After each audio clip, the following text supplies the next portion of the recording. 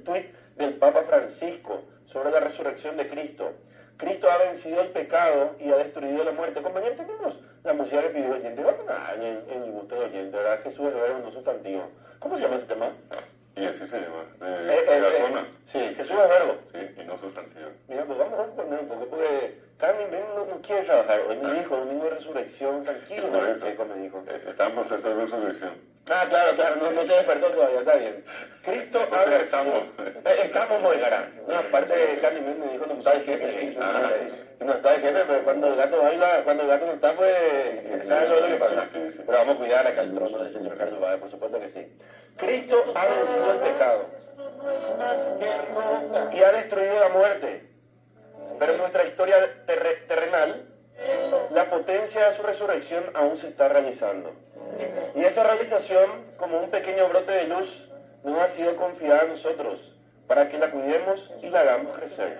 Hashtag Pascua. @pontifex_español. ¿Qué es lo que hacemos acá? La fe... La fe mueve montañas, la fe mueve al mundo. Sí, mueve Pero montañas. la herramienta más grande que tenemos para cambiar todo es el amor. Es verdad. El amor. Y lastimosamente muchas veces sustituimos el amor por lo contrario, por el rencor, por el odio, y eso nos hace mal.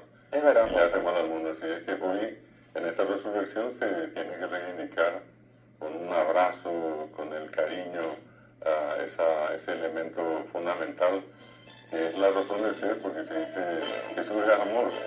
Y entonces se tiene que entender que el amor es la panacea para el mundo. Sí, se puede decir que está más fuerte. Probablemente no tan fuerte como antes, insisto con eso, pero más fuerte que al menos cuando se le vio por primera vez después de estar internado. Qué bien que le hace el Papa Francisco al mundo moderno. Cierto, y sobre todo nunca olvido cuando estuvo acá y bueno, en cualquier lugar del mundo, su pedido siempre es rezar por él.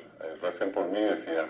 Y creo que una gran parte de la fuerza, de la fortaleza que él tiene, se debe a esa especie de contacto que él supo mantener con toda la feligresía de cualquier lugar del mundo.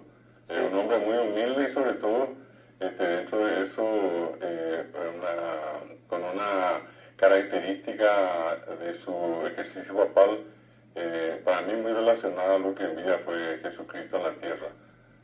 Modesto, servicial, atendiendo a todos, lo que muchas veces se veía de una manera más fría en los anteriores papas, pero él se acercó mucho a la gente, fue a las cárceles, se acercó a los enfermos. Acá, de hecho, no tenemos que olvidar aquella ocasión que estuvo en San Rafael, acá en la iglesia, visitando a la gente que padecía estas enfermedades ya que para nosotros ellos se llamaban terminales. Sin embargo, él se acercó, le estuvo con ellos, le dio un beso a todo el que pudo. Y bueno, y esa es la manera, creo que más interesante en que él como Papa pudo mostrarse y se sigue mostrando al mundo. Una figura carismática y con mucho poder, no solamente político, sino que un gran poder espiritual. Así es, mi querido de Jara. No sé, que estuve mirando y rescaté unas fotografías del Papa con unos mensajes que él había dado cuando vino acá al Paraguay.